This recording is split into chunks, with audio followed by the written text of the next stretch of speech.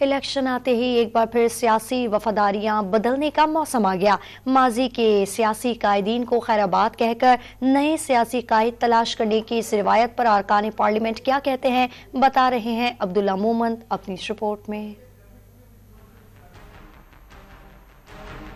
मुल्क भर में इलेक्टेबल्स सियासी वफादारियां तब्दील करके नून लीग में शामिल हो रहे हैं। क्या वो ये जमीर की आवाज पर या किसी और के इशारों पर कर रहे हैं, ये सवाल अरकान सेनेट से पूछते हैं।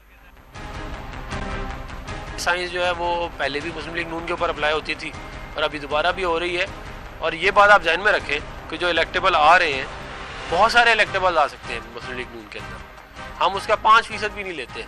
मार उन लोगों को पड़ती है जो पार्टियों के अंदर रहते हैं, लिहाजा ये पूरे कल्चर में, इस मुल्क के सियासी कल्चर में एक फ्लॉ है और मैं समझती हूँ इस पर कोई मौसर कानून साजी होनी चाहिए। नून लीग की नाकामी है एक्चुअली। आप देखें पंजाब में नून लीग क्लेम करती है कि पंजाब हमारा है। अगर वो पंजाब पे फोकस करते तो शायद उसको किसी सूबों में न जाना पड़ता हो। वो सिंध गया है, बलोचिस्तान गया है।